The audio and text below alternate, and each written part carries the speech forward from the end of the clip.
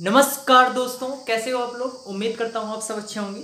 मैं Prince sir आपको इस यूट्यूब चैनल पर सोशियोलॉजी सब्जेक्ट पढ़ा रहा हूँ। मेरा यूट्यूब चैनल प्रिंस 21 पांडे और इसके साथ मेरा मोबाइल नंबर है 9807781640, जिस पे आपको सोशियोलॉजी से संबंधित एनी क्वेरीज हो, एनी समस्या हो, आप इस पे कांटेक्ट कर सकते हो। मैं आपको बताना चाहूँगा कि हमारी ऑनलाइन क्लास जूम ऐप पे सुबह 8 से 10 बजे के बीच में चल रही है। एक रेगुलर बेसिस पे चल रही है क्लासेस। और यूजीसी नेट का जो प्रथम प्रश्न पत्र है उसकी भी क्लास हमारी शाम को 4 बजे से 5 बजे के बीच में चल रही है। तो अगर आपको ज्वाइन करना है क्लास तो आप इस पे कांटेक्ट करिए 9807781640 पे कांटेक्ट करिए और इससे संबंधित आपको सारी इंफॉर्मेशन आपको मिल जाएंगी। ये मेरा व्हाट्सएप नंबर भी है यही, तो आप इस पर कांटेक्ट कर सकते हो। मैं आपको बताना चाहूँगा कि हम पिछले 3-4 दिनों से मैं आपको वीडियो जो प्रोवाइड कर रहा हूँ इसी यूट्यूब पे, वो वीडियो मैं आपको जो हमारा ऑनलाइन क्लास जूम ऐप पे चल रहा है उससे ही संबंधित हम क्वेश्चंस आपको क्या करते हैं इसमें प्रोवाइड करते हैं और उनकी संबंधित व्याख्याएं भी। तो हम आपको बताना चाहेंगे कि आज जो मॉर्निंग में क्लास हुआ था उसमें क्लास हुआ था आचार शास्त्र, एथिक्स और परावर्तकता, रिफ्लेक्सिविटी, और इसके साथ साथ हमने राजनीति शास्त्र भी क्या किया था मॉर्निंग में क्लास में पढ़ा था। उससे ही संबंधित आज हम इसमें क्वेश्चंस पेपर लेके आए हैं। तो क्वेश्चंस लेके आए हैं और वो ये मेरा रिसर्च, सोशल रिसर्च का 4th पार्ट है, 4th पार्ट होगा। और 4th पार्ट में इसमें हम आज रिफ्लेक्सिविटी यानी परावर्तकता और साथ साथ आचार शास्त्र, एथिक्स के बारे में भी हम यहाँ पे पढ़ेंगे। ठीक है, तो चलिए पहला क्वेश्चन हम शुरू करते हैं। और पहला क्वेश्चन है हमारा आचार शास्त्र से परावर्तकता से होगा। तो परावर्तकता में पहला क्वेश्चन है, वह कौन सी प्रक्रिया है, वह कौन सी प्रक्रिया है, वह कौन सी प्रक्रिया है जिसके द्वारा, वह कौन सी प्रक्रिया है जिसके द्वारा संस्थाएं, वह कौन सी प्रक्रिया है जिसके द्वारा संस्थाएं और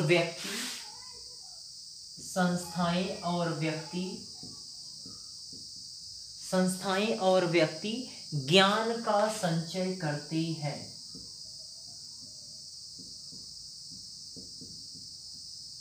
ज्ञान का संचय करते हैं, फुल स्टॉप। तो पहला ऑप्शन है, यहाँ पे पहला ऑप्शन है परावर्तकता।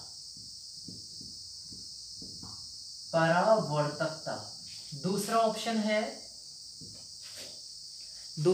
है परंपरा।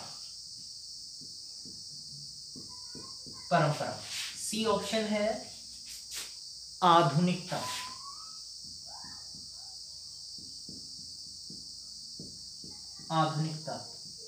डी ऑप्शन है निर्देशन।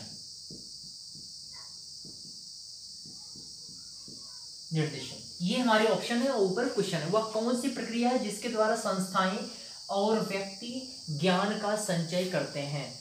तो आपको बताना चाहूंगा यहाँ पे फ्रीक्वेंटली आपको आंसर पता होगी कि परावर्तकता से ये टॉपिक है, तो हमारा आंसर इसमें क्या होगा, परावर्तकता होगा। अब यहाँ पर परावर्तकता होती क्या है, तो आपको बताना चाहूंगा परावर्तकता एक अवधारणा है। इसके अंतर्गत जो व्यक्ति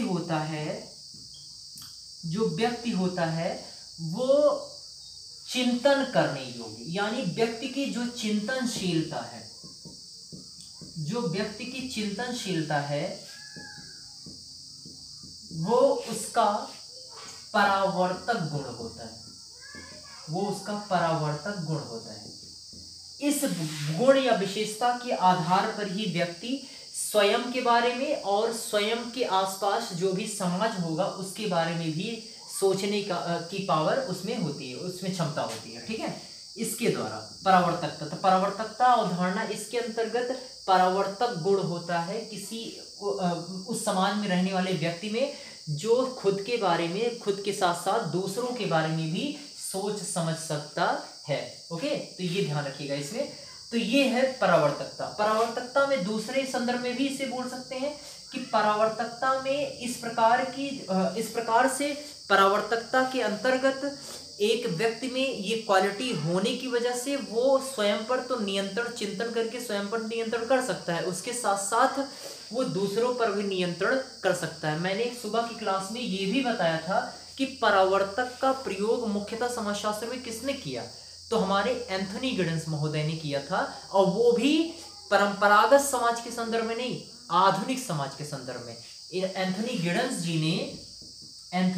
जी ने परंपरागत समाज और आधुनिक समाज दोनों का तुलनात्मक ढंग से अध्ययन किया, और उन्होंने बताया कि परावर्तकता जो होती है वो किस प्रकार के समाज में सुदृढ़ होती है, ठीक है, मजबूत होती है, तो वो किस प्रकार के समाज में होती है। तो एंथनी गिडेंस ने वहां बताया कि जो परंपरागत समाज है उसमें चिंतनशीलता जो व्यक्ति की होती है वो कम होती है, जबकि जो आधुनिक समाज है उसमें जो चिंतनशीलता की जो क्षमता होती है व्यक्ति की वो क्या होती है, काफी ज्यादा स्ट्रांग होती है। जैसे एक एग्जांपल मैंने वहां पर क्लास में बताया था मॉर्निंग क्लास में कि विवाह से संबंधित, तो विवाह से संबंधित परंपरा में अगर आप परंपरागत समाज में जाओगे तो विवाह से संबंधित जो भी नियम कानून होते थे उन्हें आंख मूंद कर व्यक्ति मान लेता था, लेकिन आधुनिक समाज में अगर आप देखोगे तो व्यक्ति में चिंतनशीलता की वृद्धि है, व्यक्ति अपने विवेक से काम कर रहा है, इसकी वजह से वो व्यक्ति अपने विवेक से काम कर रहा है, तो परावर्तकता जो है वो आधुनिक समाज में ज्यादा स्ट्रांग होगी। इन्होंने एक स्टेटमेंट दिया है कि आधुनिक समाज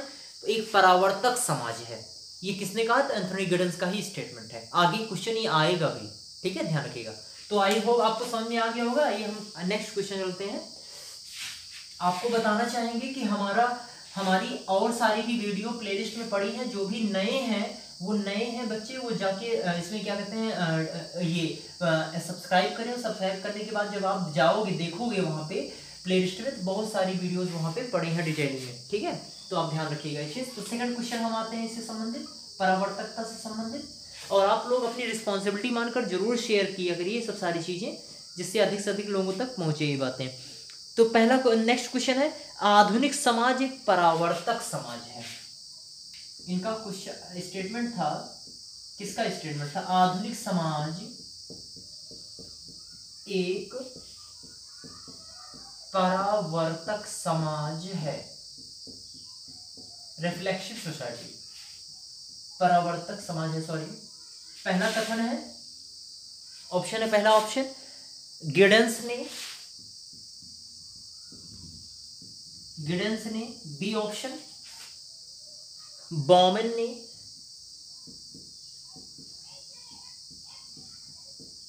ने, सी ऑप्शन इज फेयरचाइल्ड ने,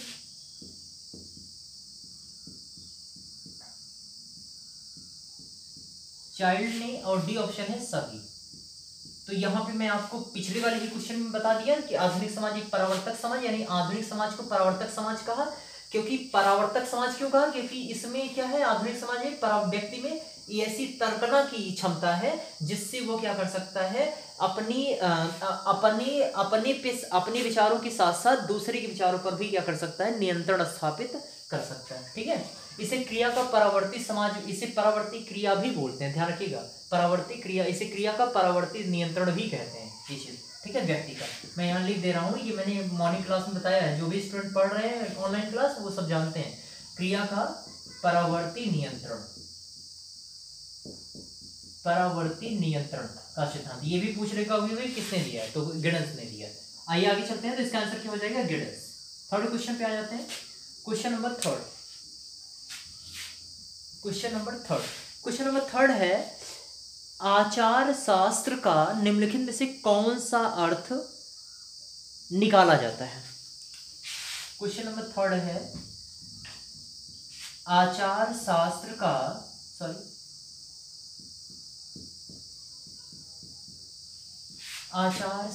का कौन सा अर्थ निकाला जाता है। तो पहला ऑप्शन है रीत, दूसरा ऑप्शन है प्रचलन, तीसरा ऑप्शन है आदत, और डी ऑप्शन है सभी। देखिए पहले तो हम आचार शास्त्र समझ लेते हैं, उसके बाद हम जानेंगे अर्थ इसका ऑप्शन पे, ठीक है। ऑप्शन आप पढ़ रहे होंगे। आचार शास्त्र क्या होता है? आचरण, यानी मनुष्य के जो आचरण होते हैं का अध्ययन करना, अध्ययन करने वाला विज्ञान, अध्ययन करने का विज्ञान, वो क्या कहलाता है? आचार शास्त्र कहलाता है। अब यहां पर आचरण में क्या क्या चीजें आएंगी? तो व्यक्ति के व्यवहार करने के तरीके, मनुष्य के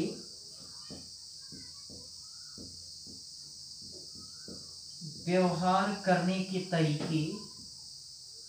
तरीके संचालन आदि का अध्ययन किया जाता है, ठीक है यहाँ पे, ठीक है। और ये व्यवहार ही जब उसे बार बार किया जाता है तो ये आदत में परिवर्तित होता है, ये पता है आपको। तो देखिए इसके अकॉर्डिंग आपका ऑप्शन मिल रहा है कि नहीं, रीति, प्रचलन, संचालन और आदत। ये आपका क्या आंसर हो जाएगा? डी ऑप्शन इसका इज करेक्ट, ठीक है। इसका आंसर हो जाएगा, ए बी सी तीनों सही है, तो डी आंसर इसका आपका हो जाएगा। आई होप समझ में आ गया होगा। ये मॉर्निंग क्लास में मैंने कराया था और काफी लोग समझ भी गए होंगे सारी चीजें। आइए हम आगे चलते हैं फोर्थ क्वेश्चन पे। फोर्थ क्वेश्चन पे चलते हैं।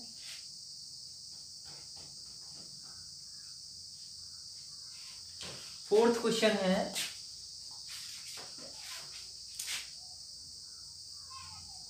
है, निम्नलिखित में से कौन सा आचार शास्त्र के सभी मानदंड मनुष्य के किस कर्म पर लागू होते हैं? निम्नलिखित में से कौन सा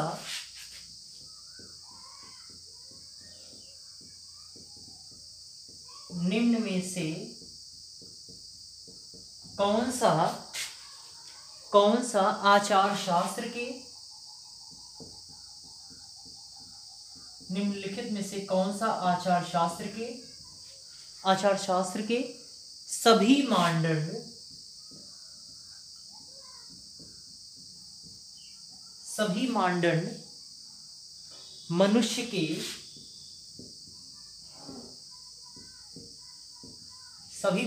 मनुष्य के किस कर्मों पर लागू होते हैं? कर्मों पर लागू होते हैं। अब देखिए ये जो मॉर्निंग में क्लास किया है वो सबको आंसर पता है इसका, बिना ऑप्शन दिए सबको पता है, ठीक है। तो पहला ऑप्शन है इसमें ऐच्छिक कर्मों पर, ऐच्छिक कर्मों पर। बी ऑप्शन है अनैच्छिक कर्मों पर,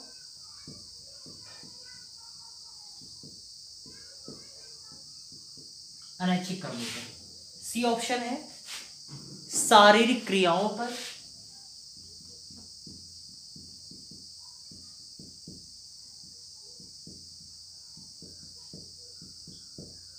डी ऑप्शन है व्यवहार पर। आपको बताना चाहेंगे कि आचार शास्त्र के मात्र किन कर्मों पर निर्भर करता है? कार्य। तो आपको बताना चाहूंगा दो कार्य देखिए आपके सामने मुख्य हैं, ऐच्छिक और अनैच्छिक, दो सामने हैं आपके मुख्य। अब यहां पर इसमें आपको एक ही ऑप्शन क्लिक करना होगा। तो पहले हम ऐच्छिक कर्म और ऐच्छिक कर्म समझ लेते हैं। ऐच्छिक कर्म होता है जो व्यक्ति के इच्छा अनुरूप कार्य होता है, जो व्यक्ति के इच्छा पर आधारित कार्य होता है कि व्यक्ति करे या ना करे, ऐसी कंडीशन जब आती है तो उसे ऐच्छिक कर्म कहते हैं। अनैच्छिक जो व्यक्ति की इच्छा के अनुरूप ना हो, जैसे शरीर में हृदय का धड़कना। अब आप बताइए अगर हृदय का धड़कना अगर आप रोकते हो तो आपके लिए फिर वो अगेंस्ट काम होगा, ठीक है। तो आपके बस में ये नहीं है कि आप हृदय की जो धड़कन है, जो बीट है, हार्ट बीट है, उसे आप रोक सको, स्टॉप कर सको। तो इसके लिए क्या होगा, ये अनैच्छिक कर्म में आ जाए। अनैच्छिक कर्म यानी आपकी इच्छा के विरुद्ध है, आपकी इच्छा के अनुरूप नहीं होता है ये कर्म, ठीक है, अनैच्छिक कर्म। अब यहाँ पर कर्म बोला गया आचार शास्त्र के सभी मानदंड मनुष्य के किस कर्म पर निर्भर करते हैं? तो अनैच्छिक कर्म पर नहीं बल्कि ऐच्छिक कर्म क्या होते हैं? ऐच्छिक कर्म यानी इच्छा अनुसार। जैसे एक एग्जांपल अगर आप देख लो इच्छा के अनुसार, इसमें आंसर क्या हो जाएगा, पहले मैं बता दे रहा हूँ, इसमें आंसर हो जाएगा ए, ठीक है। ऐच्छिक कर्म पर निर्भर करता, लागू होता है ऐच्छिक कर्म। जैसे एग्जाम्पल में बता दे रहा हूँ। एग्जाम्पल आपके सामने है कि जैसे किसी व्यक्ति की आपको सहायता करनी है, मदद करनी है, तो उस व्यक्ति को आप उसकी सहायता करो या ना करो। तो अगर आप उसकी सहायता करते हो तो ये आपका क्या है, नैतिक व्यवहार होगा, राइट। अगर आप उसकी सहायता नहीं करते हो तो ये क्या हो जाएगी, आपका अनैतिक व्यवहार होगा। यानी वो संकट की घड़ी में है और संकट की घड़ी में आप उसकी मदद नहीं कर रहे हो, तो ये कहीं ना कहीं क्या है, नैतिकता के विरुद्ध है। ठीक है, तो नैतिकता के विरुद्ध है, तो आप आपकी इच्छा पर ये बेस्ड करता है कि आप उसकी मदद करो या ना करो। तो ये क्या है, ये ऐच्छिक कर्म है आपका। ठीक है, और इसी पर ही लागू होता है जो आचार शास्त्र का नियम। आपको समझ में आ गया होगा। चलिए आगे चलते हैं। नेक्स्ट क्वेश्चन, ये आपने नोट कर लिया होगा आई थिंक। 5th क्वेश्चन पे चलते हैं। 5th क्वेश्चन है, 5th क्वेश्चन है 19वीं शताब्दी में उपयोगितावादी दृष्टिकोण के प्रतिपादक कौन थे? 19वीं शताब्दी में उपयोगितावादी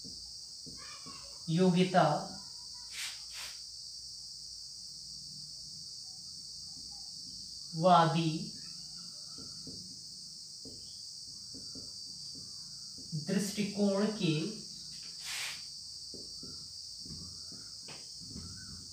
प्रतिपादक कौन थे? पहला option Jeremy Bentham,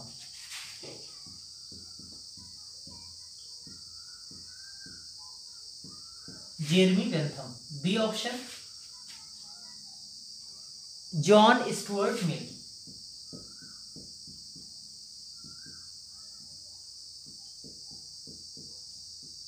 John Stuart Mill. C option A और बी दोनों। डी ऑप्शन इनमें से कोई नहीं।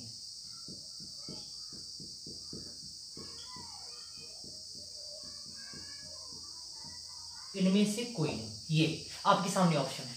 अब देखिए 19वीं शताब्दी में एक फैक्ट मिल गया, उपयोगितावादी दृष्टिकोण। अब आपको बताना चाहूंगा उपयोगितावादी दृष्टिकोण ये आचरण पर बेस्ड है। आचार शास्त्र की, आचार शास्त्र या आचरण, ये जो मनुष्य के व्यवहार, आचार व्यवहार है, आचार व्यवहार को देखने का दृष्टिकोण है ये उपयोगितावादी दृष्टिकोण। और किसके रूप में, यानी इसको पहले समझ लेते हैं उपयोगितावादी दृष्टिकोण का मतलब क्या है। तो ये जो हमारा जो आचार व्यवहार है, आचार व्यवहार को एक उपयोगी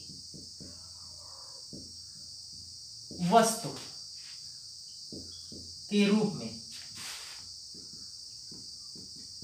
देखने वाला दृष्टिकोण, यह है उपयोगितावादी दृष्टिकोण। ठीक है, उपयोगितावादी दृष्टिकोण का एक स्टेटमेंट मैंने बताया था कि मानवता की सुख में ही सुख है, यानी मानवता का अधिकतम सेवा करना। मानव, इसका जो एक मोटो है, एक बोल सकते हैं आप स्लोगन है इसका, इस दृष्टिकोण का, उपयोगितावादी का।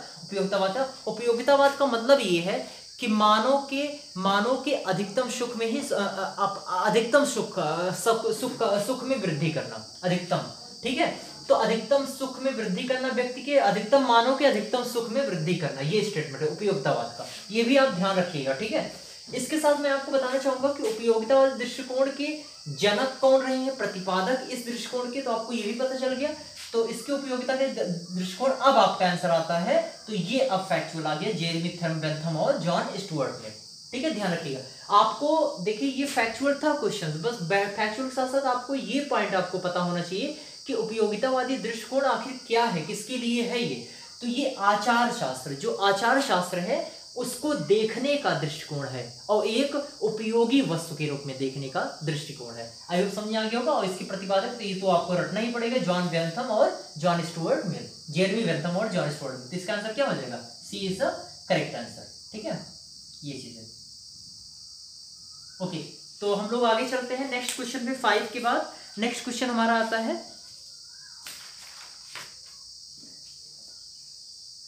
हाँ नेक्स्ट क्वेश्चन है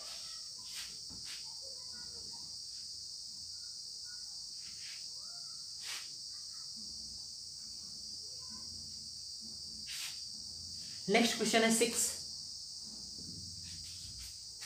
मानव के कर्म ही उसके विचारों की सर्वश्रेष्ठ व्याख्या है। मानव के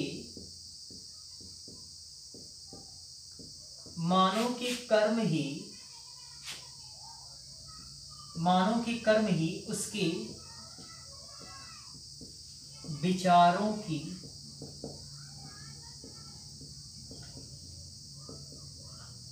सर्वश्रेष्ठ व्याख्या है। पहला ऑप्शन अरस्तु। किसका कथन है ये? क्या किसका कथन है? ये आंसर है किसका कथन है, क्वेश्चन है। अरस्तु। ये देखिए, अब ये मॉर्निंग में मैंने क्लास बताई थी, ऑनलाइन जो हमारी क्लास चली, इसलिए मैं आप कह रहे हैं कि आप लोग अगर आप ये लेट कर रहे हो तो आपके लिए सबसे बड़ी खामियाजा ये चीज है। आप लोग अगर आप अभी ज्वाइन करना चाहते हो तो अभी भी क्लासेस आपका सिलेबस अभी भी कंप्लीट हो सकता है। तो आप इसके लिए देर मत करिए, आप इस पे कांटेक्ट करिए, जो भी इससे संबंधित क्वेरीज हो आप इसकी जानकारी एकत्रित करके आपके ऐसे अगर अफोर्डेबल हो तो आप उससे जरूर इस पे कांटेक्ट करके आप उसको ज्वाइन करिए ऑनलाइन क्लास, ठीक है, मॉर्निंग की, क्योंकि उससे संबंधित ही क्वेश्चन सारी चीजें प्रोवाइड कराई जा रही है एक अच्छी बेसिस पर। अरस्तु। दूसरे हमारे ऑप्शन है John Locke.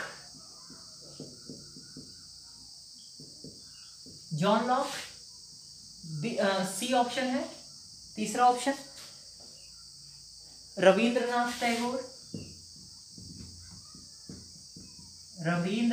Tagore. D option है ह्यूम। ठीक है। अब मानव के कर्म ही उसके विचारों की सर्वश्रेष्ठ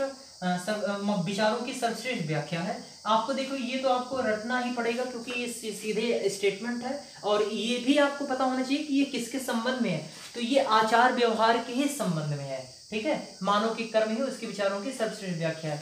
आपको मैं ये भी बताना चाहूंगा कि ये जो है ये आयाम में आता है, जो हमारा ये कहेंगे कि आचार शास्त्र के जो भी आयाम है उस आयाम में ये आता है। तो नियम आधारित जो भी आयाम होगा उसके अंतर्गत ये आता है, जॉन लॉक। तो ये आंसर किसका होगा? जॉन लॉक का। जैसा कि मैं क्लास में जो ऑनलाइन क्लास थी उसमें मैंने पूछा भी था, ठीक है। तो हम लोग यहीं पे एंड करते हैं क्लासेस। और क्लास एंड करने के पहले मैं आपको बताना चाहूँगा, अगर आपको वीडियो अच्छा लगा प्लीज़ लाइक करिएगा, शेयर करिएगा। मैं देखिए बार बार कह रहा हूँ, आप रिस्पॉन्सिबिलिटी अपनी मानकर आप शेयर करिए अधिक से अधिक लोगों को, और जो भी नए हैं वो सब्सक्राइब कर सकते हैं, और साइड में बेल आइकन होता है उसे आप जरूर प्रेस करिएगा, क्योंकि आपको जैसे वीडियो अपलोड किया जाए आप उसको नोटिफिकेशन मिल सके आपको। Thank you so much.